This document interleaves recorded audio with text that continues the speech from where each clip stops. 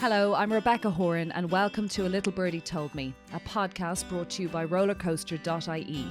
In season 4, I'm going to be talking to a range of well-known Irish faces about being in the trenches when it comes to parenting. On this week's episode, I spoke to Yvonne Tchrakian, mother of 4, corporate lawyer and manifesting goddess. I hope you enjoy. So, on this season of Rollercoaster, I very much wanted Rollercoaster's podcast. I very much wanted to focus on people who are in the trenches. Last season, I did a lot of trying to make the babies, the partnerships. We talked a lot about pregnancy, and it was just a lot of stuff that's really challenging for women in particular.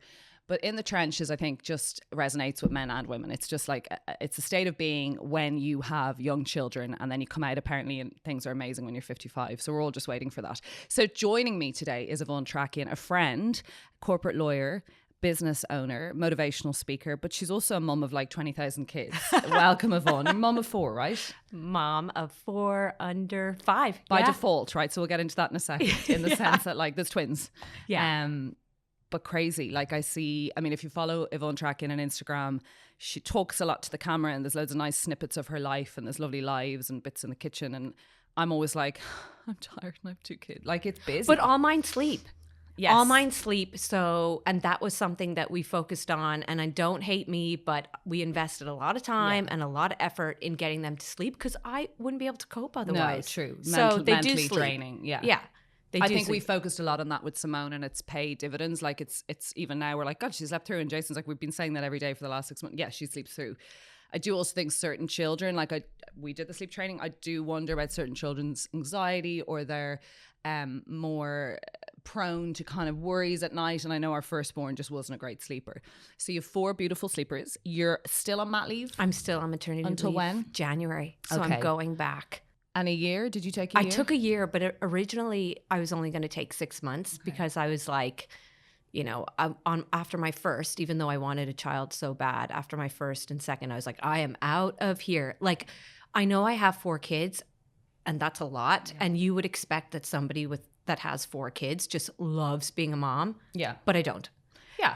But I want to work. Yeah. I need to be intellectually stimulated. Yeah. Fine for people who want to stay at home. That I actually think you're amazing. And I actually think people who want to stay at home, they're the ones that are probably going to look back in their lives and be like, wow, I spent so much time with my kids and I loved it. If they love it, if they genuinely love it. I think we're always going to have the imbalance, Yvonne, as women of that pull. I disagree with you. I think any woman I know of my mum's generation or younger are always we gave up everything. And yes, we loved our kids and the crafting and the special days and the bonding and when they were sick being on the couch with them instead of in an office when you want to be with your kid, right? There's a pull.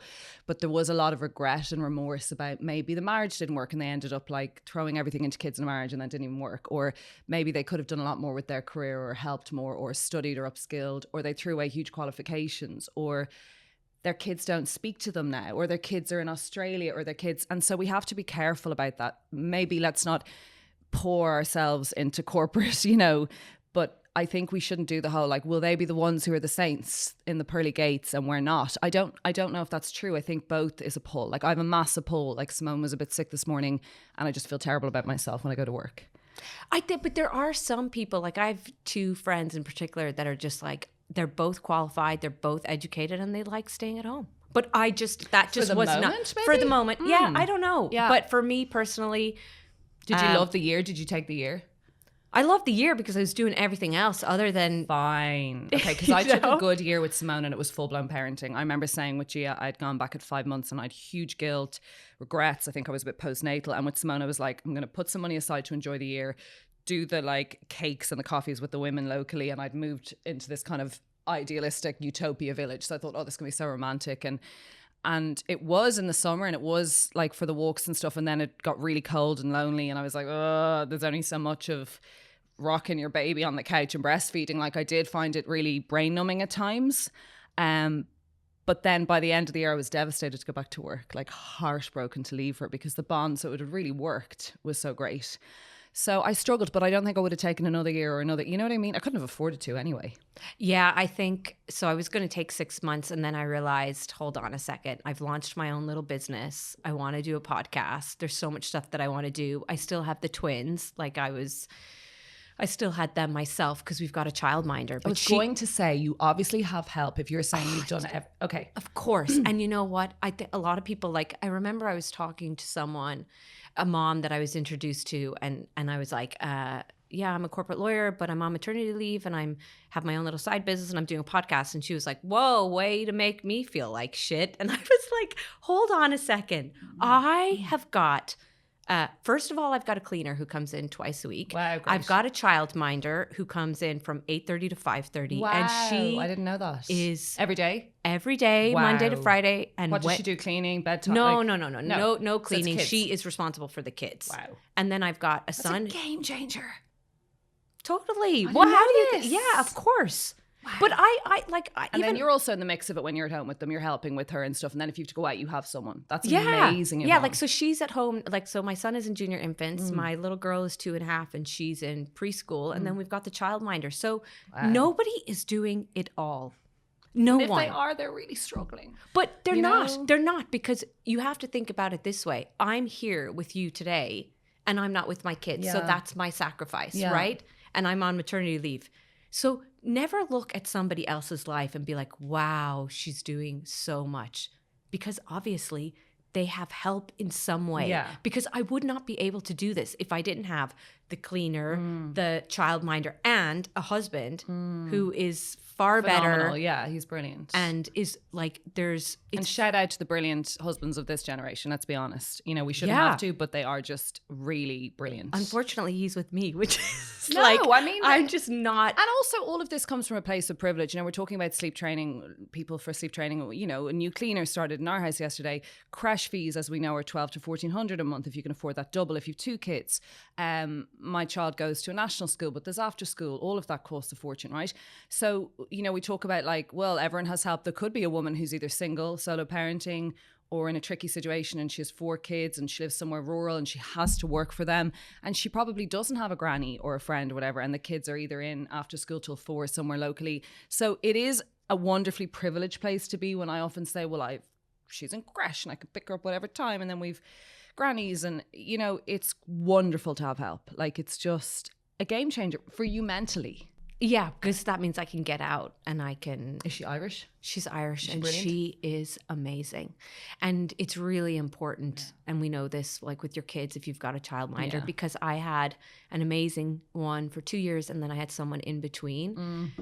And it was an absolute disaster. A disaster. Why? Because she had her own child. Okay. She had a 9-month-old that didn't sleep. So she was coming to my house and she was tired. Yeah. It's like the number one question I'd almost ask. Like, I don't know why we don't ask people this, but Yeah. it's like, how many hours sleep do you get? Yes. Because if you're only getting 4 hours of sleep, And you're minding my kids? you can't cope. Sure, I can't even cope on 4 hours No. sleep. No. So she was And- wrecked. Yeah, and it's just like, I never have mom guilt. Like if I go out to work or whatever, I don't have mom guilt. But this was the first time I ever had mom guilt over not trusting my gut. Oh, no. Like knowing that she wasn't right, but me being like, because at the time I was working and I had my son and my daughter. Like I had to go out to work. So if I let her go, I have a gap. And then I have to make that up and figure it out. And but I let it go too long until one day, then I just absolutely exploded. But so Which that's is like, what happens. Yeah.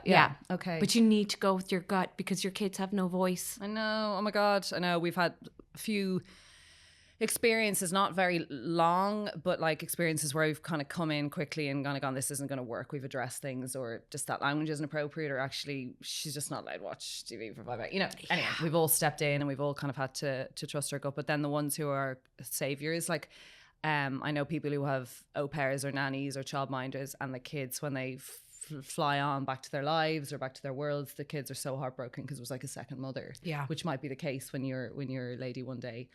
Tell me about your husband. And I sense an American accent because I know you very well, but you have a little twang. Tell me about you. So when I'm from Kerry, so I'm from the Stole, but it was the 80s. I was born in the 80s and times were tough. And my dad was a carpenter. My mom was a stay-at-home mom.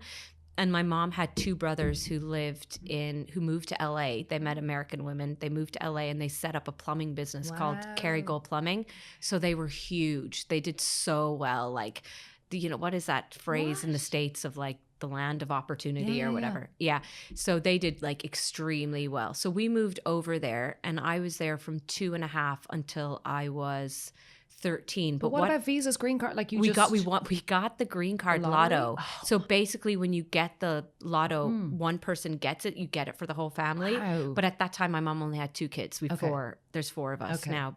So I'm actually the only one that's not a citizen, because my green card was taken off me when I was going through the airport when I was like 20, trying to go to San Diego on a J1. I had it hidden, and they were like, who are you going over to? Anyway, it's a long story short, but I'm the only sibling that's not a citizen of the US. My younger brother and sister were born there, and my older sister lives there, and she became a citizen. But anyway, in 1994, there was an earthquake, a 6.6 in Northridge, and we lived in Northridge. So after that, my mom was like, that is it. And she was always a home bird. She's one of 9. My dad was one of 11. My dad would have stayed in California, but my mom was a home bird. She wanted to come home. We were back and forth all the time. Oh, were you? Okay. Yeah, which was tough. Like I did a bit of 2nd class here. I did a bit of 4th class here. And it was tough because you're... Where, in Dublin or in Kerry? In Kerry. Really? Okay. Because you're moving from your friends so like it was tough back and forth all the time.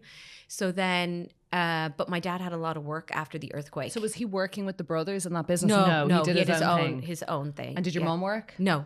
And did you love it? Was it beautiful? Was it amazing? Was it fun? Was it exciting? No. I loved it at the time in the sense of like the weather is just amazing, and that's great. And your swimming pool. So we didn't have a pool in our house, but my cousins did and all that. Yeah. But having said that, as a teenager, when we'd come back to Ireland, we had I have like 40 cousins on one side that we were really close to. So we just thought it was so cool that we could just walk around the town and know everyone, hang out, have so much more freedom. You don't have as much freedom over there because everything you have to get in your car for. Yeah, yeah. So it's constantly car. So then we moved back. My dad had 2 years because he wanted to soak up the business of all the damaged buildings and all that stuff. So we moved back in 96. I did my secondary school. So I went into first year in a girls' school, and I was in a public mixed school. Girls' school. And then I went to college in Galway. And then... How did you find... Okay, wow. So huge changes. Like your family sound very adventurous, actually, but huge changes from... a California life, entrepreneurial spirit with your dad, 4 kids now, your mum moving back and forth, being a bit pulled, it sounds. And then you're here. How did you find being in secondary school in Ireland after this kind of American life? Because it's very different. Yeah, it was okay. Did you miss the weather? Did you miss your pals? I definitely missed the weather. I made friends really quickly. Yeah. So I was extremely sporty always. Okay. So when I went into first year, I started playing basketball. We were kind of known, our school, as being a really good girls. I was useless, but I played. Right. So I made a lot of friends playing basketball. I was quite studious. And yeah, it was okay. It was fine. It's just the weather that you miss, like this knowing guaranteed sunshine. You're going to have a barbecue. So good for you. Yeah. Because my husband's South African, so he grew up with that as well, that expectation of heat. And so you go to college in Galway to study law, I presume. Yeah. Yes. Well, arts. So I studied really hard. I was extremely studious. I wanted to do straight law. I wanted to go to Cork, but I didn't get the points. I was devastated. I was like, I think I'm going to have to repeat my leaving cert but anyway, one of my best pals was going to Galway doing arts as well because she didn't get law. So we were like, well, let's just go on together. Yeah. And it was brilliant. Yeah, beautiful, amazing Galway. It was great. And I did law and history. I went through the back door. Brilliant. And then I did a master's in commercial law in Dublin. Brilliant. Really thought all the law firms were going to be like ringing me up, asking me, did I want a job? Because commercial law, I'm doing commercial law. Yeah. Totally naive coming from the country, moving to Dublin. All these people know the names of the top 5 law firms. And I'm like, daddy works there and they went to UCD and they kissed a boy in black. But they just know. They just know what's going on because they live in Dublin. They know the firms. They're so clued in. Yeah. And I was totally clueless. And it was 2008. The crash had happened. Yes. So I was doing my master's in commercial law. I was doing the FE1s, which were law exams to get into a traineeship. And I was doing the New York bar. Because I was like, well, I might as well add something. Yeah, you may as well, yeah. This train of thought pops up in a few things later on. And I could not get a traineeship. I couldn't get one. Because like even in one interview, it's so sad. I look back and I think about it. I was interviewed. I got a contact to get me an interview, a guy that owns a law firm in Listowel that's quite well known. And he got me an interview in one of the medium-sized law firms. And they asked me, and I'm so naive, what does your dad do for a living? And I was so naive. I was like, but also Jesus. I know. Seriously? But nepotism, BS, that's I should have been it's like, not what? really there, I don't think, anymore. My family are all in-laws, you know, my dad, my sister, like, so I remember all of that, and Uncle Thing is this, and but I think that is thankfully diluted, I think. Vaughan is a lawyer. Yeah. Vaughan. I call him Vahan. His parents call him Vahan. People call him Vaughan. Cool Vahan. name. It's Armenian. So his dad is Armenian. And his mum? And his mum is Irish, yeah. Okay, so he's also kind of had this interesting upbringing, or did he grow up in Ireland? He grew up, it's funny you say that, because like my friend that wanted us to meet, she met him in Blackwell Place. She was like, you have to meet this guy.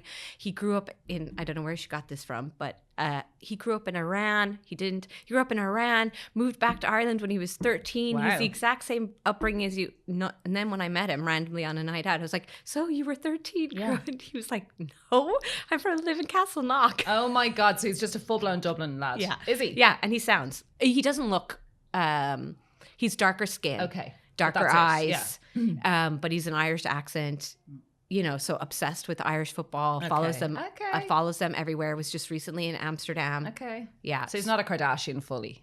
I say to him, I'm like, I think you might be related to the Kardashians. And he literally wants to kill me because a lot of IAN, of course. Like Tchrakian is Armenian. Yeah. So like IAN is a lot of Armenian names. So Kardashian, Nikitarian, Kardashian, or YAN. What's your name before you met? Sheehy. And I just decided to change it to Tchrakian because I thought it was cooler. It's really nice. So you meet him, you kiss him, what happens? Well, what happened was for 2 years, my best pal was like, you've got to meet this guy. Literally, it's like talking to you, Yvonne. You have to meet him. And then she was saying the same thing to him. But I was working in a law firm, really long hours. And I was like, I'm busy. But I did look him up. Like at the time there was Facebook. So I looked him up. But I was always too busy, always. And then one night I went out and a friend of mine who I worked with in the law firm was there with him. And I introduced, we were talking to my pal and he introduced me to him. And I was like, that's it. I'm going to marry this guy. I knew it. I just knew. But like, I definitely, yeah. So I don't want to push you because I know that we want to get through all but you do end up marrying this man. Yeah. But I knew I was going to. Years later? God, I practically pushed the poor fella down the aisle. Like I had my wedding, I had my wedding planned, booked, ring picked out, everything before he proposed.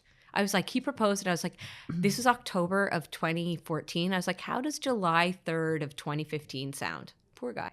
Oh my God, so opposite to me. I was like, never, ever ask me to marry. I'm never getting married. Don't do it this winter and don't do it in the summer. And then when he finally did, he was just like, stop speaking. Just let me speak for a change. And I was the opposite. I'd go on holidays. I had such a fear of getting married. My friends would be getting engaged and I'd put on the fake tears. Now Caroline is engaged. Oh God, you were just, love it.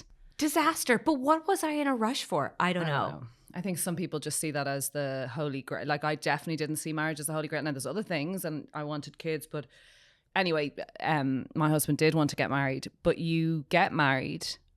How soon do you have your first kid? So we get married in the July of 2013 and we're like, we're not going to try to have a baby for a year. Okay. And I had this period app on my phone just to track things. Yeah. And we go to a wedding that Christmas and I'm like, oh, it says I'm ovulating. Let's give it a go. Just that's what I decided. Yeah. And then I had a miscarriage. Okay. The first miscarriage. Okay. And then we tried again and I had the second miscarriage. Oh. And then we tried again and I had a third miscarriage. And so sorry, Yvonne. It was tough. It was definitely one of the toughest times in my life. And I look back now. What age were you? So I would have been, got married around, I think like 31, 32. Yeah. So I was young. You were young. Yeah. Yeah. And I remember at the time I went to a recurrent miscarriage specialist. His name was Kent Ayers. And he's great. He's brilliant. Yeah, I've been to Kent as well. He had a lady, I still remember her name. Her name was Bonnie. And he said, Bonnie, send that young one in here. And I went in and I was like, young? I'm not young. I'm 34. And he was like, you are a young one. The women that are coming into me are on their last 43 or 43, 44. 44. That's exactly what he said. And so it was really, really tough. But he gave me hope. He was like, you are getting pregnant. Yes. You are going to be fine. It's always what you're told in those awful because it's so depressing. But what was happening to me is I had the opposite to what everybody else, what most people have. Most people are, are not getting pregnant. They're having challenges getting pregnant. They need IVF. I had super fertility. Same. So it's a sucky both. Sorry, I would never take for someone who's literally not even getting the line on the thing. But I think it's very, very hard when you see you're pregnant and then there's a loss and everyone's like, just next time, keep going. And you're like, how many do I have to go through? And then you get this a lot. At least you're getting pregnant. At least you're young. Like, never start a sentence with somebody who's going through a tough time with at least. So I do remember my GP saying, are you going to try again? And I said, I don't think I have it in me. Well, when you're ready to miscarry again, try again. It's kind of a shocking thing to say. And I was like, what do you mean? He goes, because once you're strong enough to miscarry again, you'll be okay to get pregnant. And that was the time we had Simone. But I do remember going, that's a fucked up thing to say to a woman. But he was like, no, because then you'll be grand, But if you're not strong enough to miscarry again, don't go there. But the hard part is that what happens is after your first, there's this fear. And then you have your second, and becomes obsessive. And then it becomes obsessive. Yeah. Like, for me, it was every time I went to the bathroom. Have hope. You never have hope then. It was every time you get pregnant, like, I'm going to lose it. And there's no one telling you that you're not going to lose it without you going, well, I did twice before. Yeah. That recurrent thing is very, very hard. And they have no answers for you. No, of course not. There's nothing wrong with you. You'll be fine. You don't know if I'll be fine next time. It's like, people who have 10 or 15, and that must be brain numbing. So you have this awful time. And then I decide, that's it. We're going to have IVF. I was like, because, like, to me, that would give you a nudge. It was like, well, I have to do something. Like, I've had 3 in a row. So I went to a Sims clinic and I said, I'm going to do IVF. We're going to do IVF. We're going to get the eggs genetically tested and then I'll be fine. Because the problem with me was because I had DNCs and I had they checked the tissue and it was all abnormal chromosomes, which is normal And then what happened was I did my research, and it was like, if you are getting pregnant and you do IVF, you're still likely to miscarry. But I didn't care. I was like, I don't care. I need an option. Because at the time I was with a doctor in Hollis Street and I was like, what am I supposed to do? You told me you'd be concerned after number 3 and nobody's doing anything. Yeah. I'm doing you have to take it into your own hands. Yeah, no, you do. And he just went like this, pray to God. And I was like, oh my God. That's it. You're done. I have got to find somebody else. I am not praying to God. Anyone tells a woman to pray to God over their periods of fertility. Yeah. Now I look back and part of me is like, he was right in the sense that I was going to get there. So in hope, faith. Hope. I do agree with that. The minute I hate saying to women, but the minute I chill the fuck out and we stopped doing the ovulation sticks and we stopped being so upset all the time because I was just... It did happen. That does not mean that I'm some fertility guru and it'll happen for you if you come by. But I do remember that wheel that we were on was not serving us. Yeah, and both myself and my husband talk about it now. He was able to let go a lot more. He was just like, this is fine. We're young. It's fine. But for me, it was absolutely devastating, heartbreaking. And there's shame there. Once you're on your 3rd, the shame is like, oh my God. It's mighty, yeah. So then we went to California and I was like, when I come back, I am going to go for IVF. And I came back and all of a sudden I was like, any chance I could be pregnant from that trip? I was like, oh, Jesus. So I got a test. I took the test in work, threw it into my handbag and got a call from Hollis Street. Just want to give you the results of your last DNC, just to let you know it's abnormal chromosomes again. And I was like, oh, holy shit, please don't be pregnant. That's all I kept thinking in my mind. Yeah. And he said, but if you were to tell me you were pregnant today, I would tell you that you've just as good chances as anybody else is having a baby. And I looked at my handbag. I was like, for the love of God, please don't be pregnant. Because I didn't want to go through it. Another pregnancy, 3 months, DNC, all this. And delay your life. Looked in my bag, pregnant. And that was my firstborn. So I got 4th time lucky, And what's his name? Hovan, which is an Armenian name for a gift from God. He's so cute. So he's great. He's 5 so now. Cute. He's oh 5. My gosh. So similar to Gia, yeah. Yeah.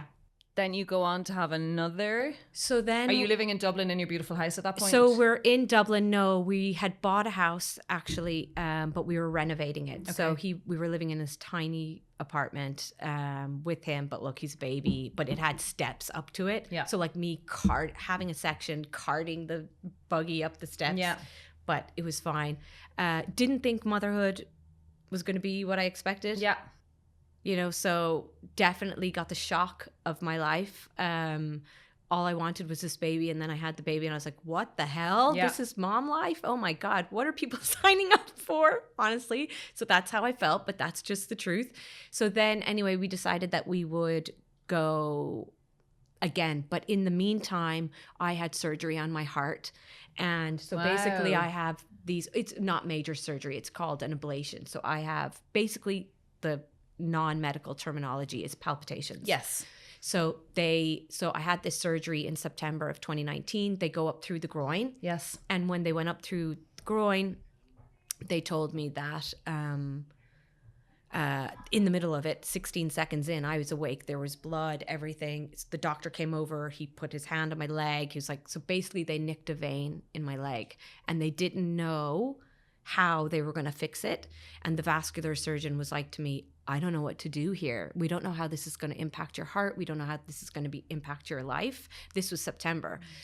So the Rotunda and the Mater Hospital had to do this massive review together. So obstetrics, whether or not I could have a baby, it's in the groin area, and vascular surgeons, whether or not I could have another baby. 2 years later, we're in California again, January 2020, and I get a call and they're like, you can go for it. It's okay. And I got pregnant. And I was like, oh my God, this is just like too good to be true. We're in California again. The kids are going to be 2 years apart. It's going to be another October baby. And I just had a feeling it was a girl. I was like, this is a girl. I know it. And then everything was going great. I remember the doctor my doctor is just phenomenal. If anybody needs a bit more support, Sharon Cooley in the Rotunda. And I remember she said to me at 8 weeks, really early on, she was like, this is a strong baby like Hovan, you're bringing this one home. Because I was always so this isn't going to concerned work. it's not going to work. Same. Yeah, okay. And I was like, we're going to have a boy and we're going to have a girl. And this is just amazing. And I remember going for a walk with my husband and saying like, you know, because I'm a huge manifester. I was like, She's going to tell us about manifesting a little bit later. No, like jokes aside, you're going to tell us because some people don't actually understand what the premise is. So we'll get into that at the end. I said to my husband, we've got a little boy. We're now in our house in Sandymount. I had just started a new job, exact job that I wanted, head of legal and operations of a tech startup. We had our home. I had a really good relationship with my husband. And I said to him, I was like, if you asked me now, is there anything I want? There's nothing. I'm so happy. And about a week later, so I went for like a 17, 18 week scan, but about a week after that conversation, I just started to have this feeling. And I was like, just like, there's something not right here. And my husband, I said it to him because I went to all my scans alone. I'm really independent. He's really independent. Same. And I was very happy to go with my scans alone. But I am really a person that works off gut and instinct. And my husband is a person, which is kind of typical. Men are very logical. Yes. And that's also a good yin yang. Yeah. Okay, we need a bit of that. Yeah. So I said to him, I was like, I started texting my friends first. When did you start feeling movement? And you're saying, they're like, Yvonne, would you relax? Like you just had a scan, everything's fine. The second one, you're just so busy, you're not really paying attention to it. But I knew, and I said to him, I wish you could go to my anomaly scan tomorrow. And he was like, why, Yvonne? Why are you saying this? Like, this is so unlike you. And I was like, I just feel like there's something not right here. And he was like, okay, let's break it down. Are you bleeding? Are you cramping? Yeah. And all of the scientific. Yeah. But you know what, Rebecca? I didn't bleed or cramp with any of my other miscarriages. Do you know what I mean? So it's not always the way. And in addition to that, a few nights before I had the scan, I had this dream. And in the dream, I was going into the anomaly scan, and it was with a different person who takes the scan. And she said, I'm sorry, there's no heartbeat. I have to call your doctor. And that is exactly what happened. Literally, the dream played out exactly. It's so weird. Just so weird. So I went in. Yvonne's with you? No. So effectively, it's during COVID. My sister is up from Kerry. How many weeks are you? Minding 21. So Every woman's worst nightmare. It's all a nightmare from 6 weeks on. We're always, but to be 21 weeks plus or to birth a baby with it is every woman's nightmare. yeah, and you're on your own. So like, I just knew before I went in, like she said to me, how are you feeling? And I was like, I'm not sure. And she said, oh, look, the placenta could be at the front. Look, we'll give it a bit of a check. And then I could see straight away. What could you see straight away? Just, you're on this bed and there's this massive screen. It's the anomaly scan. There's this massive screen in front of you and you just see this baby and it's not moving, So you're just like, I got like, how is this? What did she say? She was like, I'm struggling to find the heartbeat. But at that point, you're just like, you've no husband in there. You're on your own. You're not even your doctor is there yet. You're trying to process it. You're not even processing it. You're like, what? Knowing that you knew, but you didn't know. Do you know what I mean? And then my doctor came in. Don't know what happened in between this time. Definitely called Vahan. I did. Don't know how. I ask him all the time, like, what did I say to you? And he says, I can't. I just even get emotional. He's like, I can't tell you because it's just too painful. And I was like, yeah. So she came in and she said to me, my doctor, she was like, oh, Yvonne, like, I think there's something wrong with the cord. I can tell it looks chunky. And I always had this obsession with the cord because my son was an emergency section. He was on this cord and she told me 40% chance of death or disability if I tried to birth him. So then she said to me, she was like, okay, you're going to have this baby on Wednesday. And I looked at her and I was like, what day is it? When you're just like, sorry, like, what day of the week is it? Like, what planet am I actually? Is this actually happening to me? Here we were having a walk, talking about our future, our lives, and then it implodes, and that's just often the case with these awful things. Was there no indication in the scan previous about a heartbeat irregularity? Okay, so what? It's 2 weeks have passed, or 3 or 4? So 17, about 4. Wow. And she said, like, which is kind of sad, like, you always want to know, like, well, how? But she said, whatever happened with the cord, it was like she slowly cut off her supply. So, like, you're having a breakfast, lunch, and dinner, and then you cut out breakfast. And then you're having a lunch and dinner for a couple of days, and you cut out your lunch. And then you have a dinner. And she gave me the autopsy, kind of it's not call it autopsy, but a report post. And I just put it under the bed and I didn't read it because I knew I was going to have more kids and I just couldn't go there. Painful. Well, because you're just going to start thinking about it. So it's funny, I look back at it and think I was totally on another planet because I was like, okay, so I'm going to have a D&C because that's what I had for my miscarriages. She's like, Yvonne, your baby has bones. Like, you're not you have to give birth. And I was like, oh, birth. Oh, right. So I'm having a section. And she was like, no.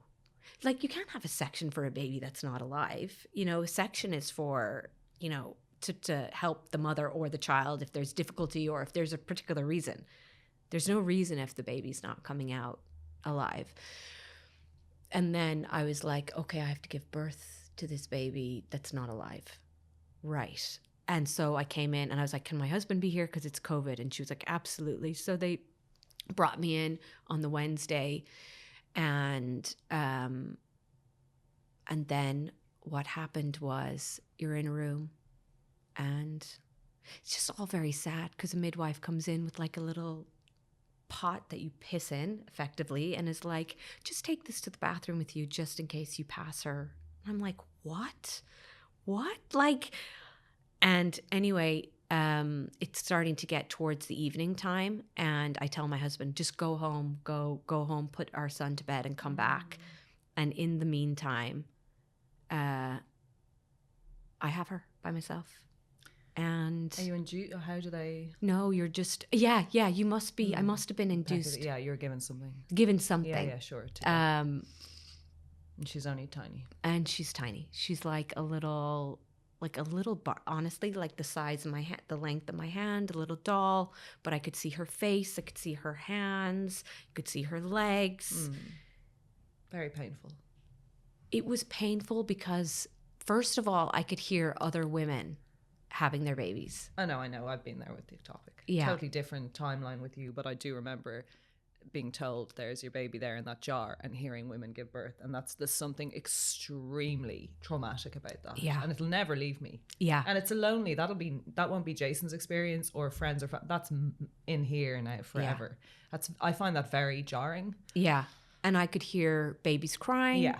I could women hearing birth. And then what happened? Yeah. The placenta. So when you have a baby, the placenta comes out and you are totally clueless because you've got this beautiful baby. Yeah, you don't care. You don't care. But when you have to do that after. But when you have a baby and it's stillborn effectively and they've got, the placenta has to come out.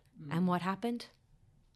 The placenta wouldn't come out. 2 hours trying to get the placenta out. The doctor had to come in at 11 p.m., come in from where she lives, pull out my placenta, or they said they were going to have to take me for surgery. And you're so flat and you're so down and you're just like, oh my God, please, like, just let this be over. And what happened then a month later was I hemorrhaged because just a tiny bit of the placenta was left behind. No negligence or anything like that. Absolutely not. These things happen.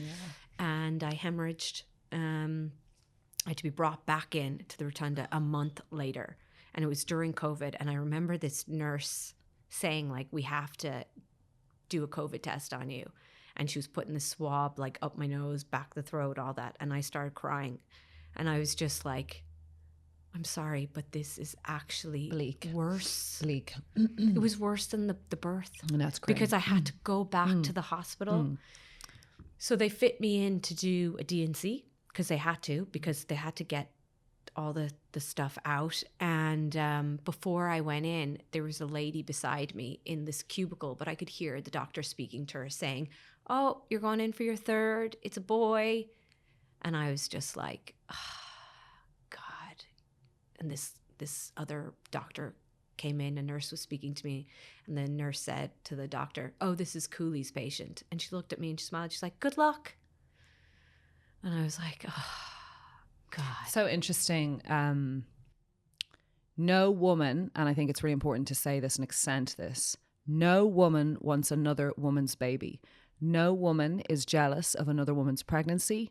No woman is envious of a woman's pregnancy announcement on social media. It's really important because women are pitted against each other in every walk of life. It's not about that. It's about wanting your own and how it's sad and hard. So I think it's very important because I remember going through losses and the ectopic and people having babies at that time and announcing babies. And I probably did go to ground, and it wasn't, I want your baby. It was, I'm so finding it far too hard to relate to this news. And it's not that I'm not delighted for you, but I can't right now. And I do remember having to meet a family member's baby a few days after we'd had our third pregnancy loss, and it was a bit later than the others. And I don't know why, but a bit like you, I was just flat. I found that really challenging, and I'd say I looked like a real pain in the hole.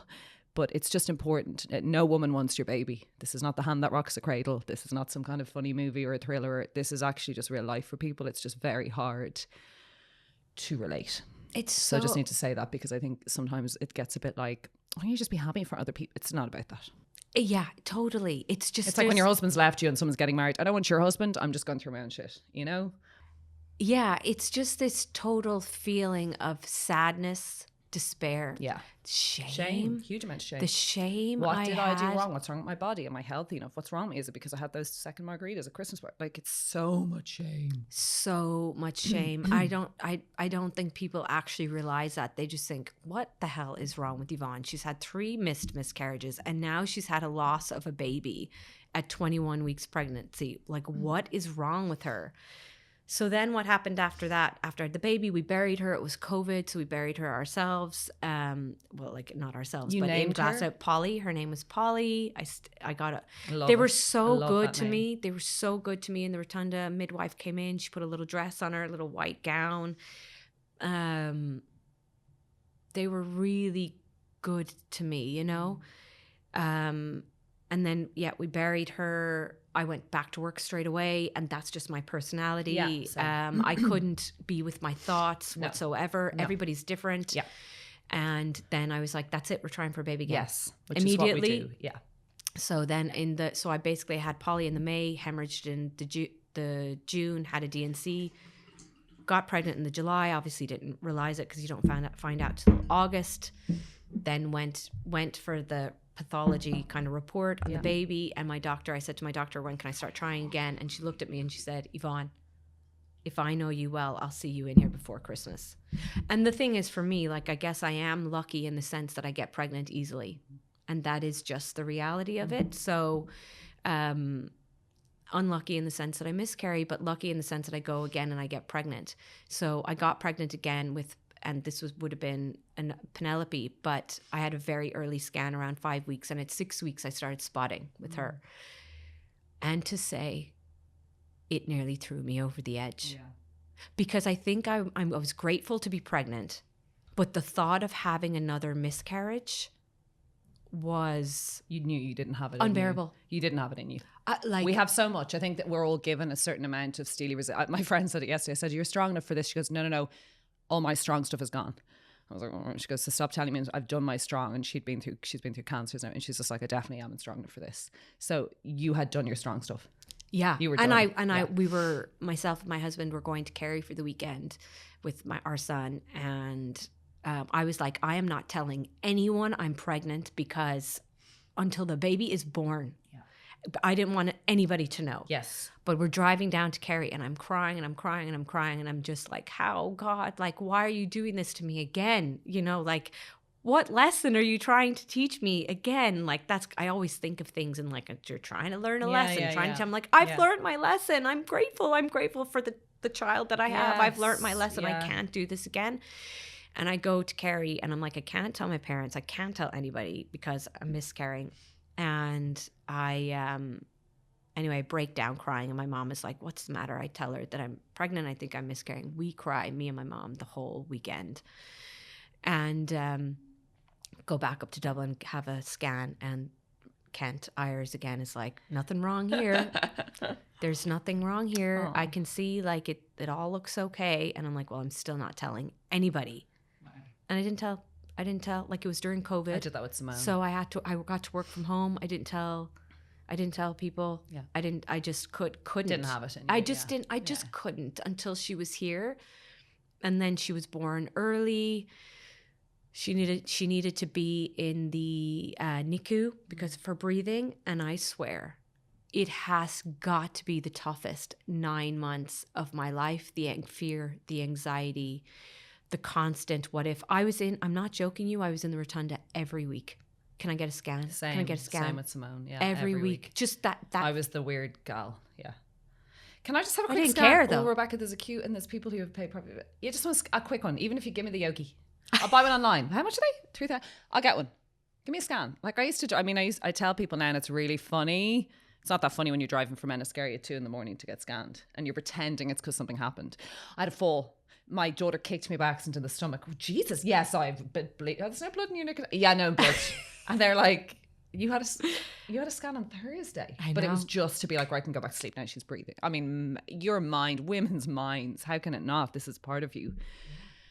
So you have this beautiful child, and then you go on to have twins. Your life is so, like, was the twins, to be inappropriate, a planned, like you wanted to have a third child? Well, after Penelope, I actually got a C-section infection during COVID, needed a blood transfusion. It was total insanity, totally insane.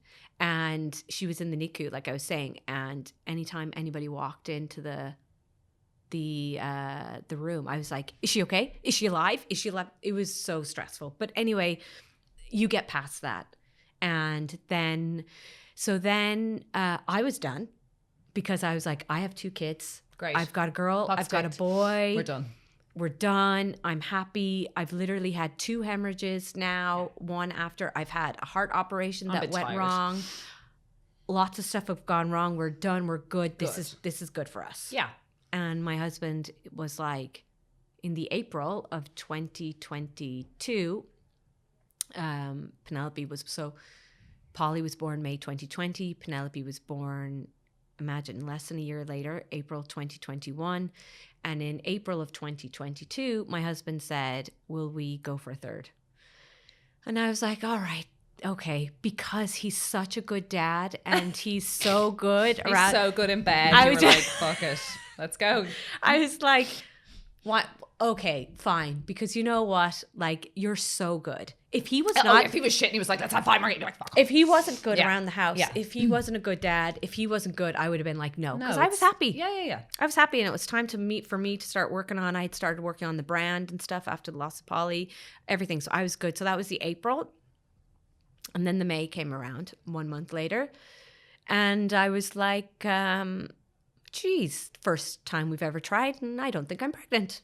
That's mad, you know, because I always get pregnant first time, but I did not care because I was like, listen, I know how hard it is to have a baby. Yeah. So the first time ever, did not care when it happened. First time ever. I was like, this is great. Not pregnant. Fine. Next, we'll go again. Like before it was like looking at the sticks, doing it or trying early. Is this a symptom? Google, you know, constant like, and then I got to like, I have quite short periods, like they're 24 to 26 days. And I was like, I'll just take a test. Took a test, said I was pregnant. And I said to my husband, I was like, I'm not sure about this pregnancy because like I don't get much symptoms anyway, but I usually do know. So I immediately, like I'll get lower back pain. Immediately. Nothing. So I was like, oh, I am pregnant. Interesting. I'll book an early scan. I'll book a 5-week scan like I always do, even though you can't see much, or 5 or 6 weeks. Day before my scan, I was in the office. I was buying a gift for a colleague that had a baby. And I wrote down on a piece of paper, twins, and I circled it. I don't know why. I don't actually know why. But before I had my son, I said to my husband, to everyone, I was like, I'm going to have twins. They're going to be 2 boys. And I started singing All I Want for Christmas is 2 Babies, Mariah Carey song. All I Want for Christmas is You Baby, but I changed it to 2 babies. And I believed I was going to have twins and they were going to be 2 boys and I was going to have them at Christmas. Because for me, if I had twins, that would be it. I would be done. I would have my family because I didn't want 1. I wanted 2. But I'd let go of that, obviously, because I had a boy. I had a Polly passed away. I had a girl, Penelope. So I let go of that. Went for the scan. Vahan off to Armenia for a football match, went by myself, and the doctor was like, oh, did you see that? There's 2. And I start laughing. I actually start laughing. I'm like, oh yeah, really? 2? And like I just had to laugh because it was what I had visualized years prior. And so anyway, this is early days now. And you know, when you get a positive pregnancy test, early days, and you've had miscarriages and you've had loss, you're not really thinking, it doesn't mean too much. It's like a COVID test line. It's like, I'll still go into work. Joking. But you know what I mean? It doesn't have the same resonance as maybe a woman who's like, there's my first ever test. Yeah, it just doesn't. So like, I'm almost semi-laughing, being like, this is actually quite hysterical. And I go and I say to Vahan, will we have a coffee before you go to I'll meet you at Butler's in Ballsbridge. So I bring the scan with me, and now the doctor did say to me, there's like X% chance of you bringing 1 home, just 1, you know? And I was like, okay. And I said to Vahan, and there's also a chance of you bring none, you know? So I'm sitting down and having coffee with Vahan. I show him the scan. He's like, yeah, scan. I was like, keep looking. He's like, what am I supposed to be looking at here? There's not much to see on a scan. And then all of a sudden, he's like, is that 2? And I'm like, yeah. And I'm laughing. And he is in a panic. He's like, what? We didn't plan for this. I was like, what do you think? I just manifested it? And this is exactly what I said. And he was like, yeah, you went on about it enough times. And he's getting on a flight with a bunch of lads, about to have the time of his life, going to football match. He's got 7 kids and coming. he thinks, yeah. I don't want to fast forward this because you now have twins and you're on mat leave and coming to the end of mat leave, and the twins, you know, how they came about and how tricky that was. I'm sure it wasn't also easy. That was a journey and a half, right? But something you said there, and just being near you, and you do have an aura and a presence and a power in your presence, right? Now, I don't believe in woo-woo and psychics, and I don't, right? You know me, I'm quite like, probably unemotional in certain ways and overly emotional in other ways, right? And I'm a lover and I believe that things happen for reasons and stuff like that. But you are a manifester, and this is important in your story and your tale and your Polly and your pause penny, your business, and how you write things down. Tell me what manifesting means to you. This is not some bullshit word. People are like, manifest a new car. Like, tell me about it. So my definition of manifestation is it's a lifestyle. It's a way of being. It's who you ultimately are and who you become, and your thoughts, feelings, beliefs bring something into existence, into your life. But do you believe, forget about mental health problems or depression or we have bad times, you've had really, really traumatic grief in your life and you've been through hell, right? So obviously some of this helps with that. Do you believe our positive stuff that we hold in our brains or in our hearts or that we give out really helps for our lives to become more positive? Yes, absolutely. Okay. Because so if it's not just bullshit. No, but like if you think about it, if you just think about it, you wake up in the morning, you've snoozed the alarm, you get out of bed, your kids are are cranky, your day starts shit, there's no milk for your coffee or whatever, and then you're on your way to work and there's traffic and you're like, this is fucking shit, there's so much traffic, you're less able to cope with the I wouldn't say the negativity, but that whereas you get up in the morning, you didn't hit snooze, you did your workout, you did your gratefuls. I do my gratefuls with my kids. One of your kids is having a tantrum, but you're like, yeah, whatever. You're in your car and there's traffic and you're like, well, pump up the music. Same. I'm only, because of all the shit I've been through, I'm like, every moment, it's the fucking shittest moment. It's raining, it's shit. But it's the way you see it. It's the way you see it. It's like, pump up the music, I'm going to be late anyway. So I'll let that person know I'm going to be late and no one's going to die right now. Or a disaster happens and I'm much more likely to be emotionally involved in that than just be like, how does it affect me? Now I'm just like, oh my God, this is so hard on this person. Like, I think it makes you more empathetic. Totally. It makes you more open to, like, I don't know, something in me is a bit like that. It's like, fuck it, well, I better put the music up. Fuck it, it's pissing rain. Well, I'll just walk through that rain. Or like, it's definitely something happens to your mindset when I think you've gone through shite. Yeah, and then it gives you a lot of perspective. And that's not to say manifestors are not going to have tough times. Like, in my opinion, everybody's manifesting. Whether you're manifesting a good life, a bad life, and in between, a blah life. You are, by your presence, your thoughts, feelings, beliefs, are creating your journey in this life. So this is not a practice life. This is our life. What are you going to do with it? Wow. Yikes.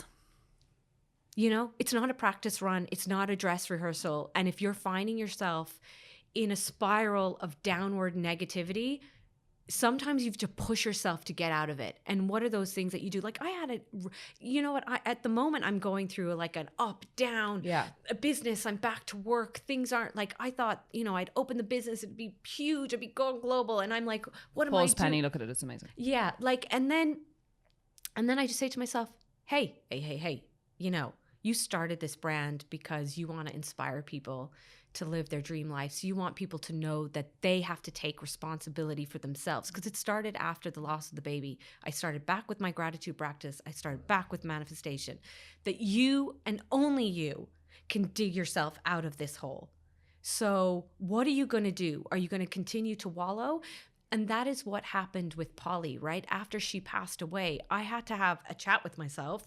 We all have to grieve. We all have to go through tough times. But I had to say to myself, you spent 3 years with a cloud over your marriage because you were so sad over these miscarriages. We went to Iceland. We went to South Africa. I know. I think grief. I think I still have a lot of grief from my ectopic, which I'm only now realizing is it causes you to self-sabotage in loads of other ways. But I think if we don't, I think we forget, like we're married, so that's my person. We've kids. We're actually all on our own in this entire planet, right? Am I correct? So when you said you to have a good talk to yourself, love that. because actually it doesn't really matter if Yvonne's amazing, right? That's great. Isn't it great? Like that you don't have a shit husband. And isn't it great that you have wonderful, beautiful, healthy kids and you're both smart and you're doing well and life is charmed, right? If you are in a hole of shit, or if you are negative, or if you are self-sabotaging, it doesn't matter about all those things, Yvonne, because it's you on your journey, on your own anyway. We come in on our own, we're going to go out of this place on our own. So I love that you're like, I had a good talk to myself, because I've had to do that. Yeah. And it's so true, Rebecca, because no therapy or no hugs or no friendship coffees. It's lovely. You're fucked if you can't pull yourself out of your own. And if you think about it, and it's always why I think if someone has a dream, I always go back to that point in time where I felt so, even though I had a husband and I had friends and I had family, I felt so alone after the loss of Polly. And I said, nobody really cares. Now, people do care about me. They do love me. But at the end of the day, nobody can... It's my life. It's my journey. You can't be thinking about me all day long. So at the end of the day, if I have a dream to start a podcast, write a book, do have a brand, go for it, because we're so obsessed with what people think about us, but they're not thinking about us. And you'll know that when you're in your deepest, darkest hole. You'll know that then. And I'm not saying people don't care about you. My friends are amazing. My family are amazing. But at the end of the day, they're not going to be the ones to dig me out of that hole. I had to do that myself. So manifestation. I knew I have to figure this out. What am I going to do to make myself happy? So I started my gratitude practice, but there was no way I was going to write 10 things. I wasn't grateful for 10 things, but I could write one. That's how that started. And then I had written down, what I wanted out of my life, what my goals were, so you can call it manifestation, you can call it taking action, you can call it goal setting, goal setting, whatever you want. It's just a word, but manifest is now a trendy word. And Yvonne just turned 40 like I did at the same time, and we were both like, I was a bit like, oh God, I think I'm having like some existential crises, and I'm like going through all this, and you were like, yeah, and you went to New York and stuff, but both of us did actually say to each other, this is going to be the most badass, incredible 10-year chop. It just is, because I think the horse shit of the 20s and partying and having no money and studying and traveling and thinking you're all that, and then you're really insecure, no matter how great you are. And then your 30s is like baby making, wedding if you want to do that, and putting down roots somewhere if you don't want to do that. And then 40, you're like, fuck. And I'm going to live my best life. We're just going to have a ball. Yvonne Tchrakian, you are a pleasure to be around. You just she oozes stuff. It's not just coffee from every pore. Baby formula. It's baby formula or whatever from every pore. And it's so infectious, and that's so important, because we need, as Reese Witherspoon was saying yesterday, we need radiators, not drains, right? So we need people to radiate, because there's not that many people that can get the goodness from themselves. So if you radiate it, it'll really help them. Drains kill me. I have drains in my life and they kill me. Thank you so much, Yvonne. Thank you for having me.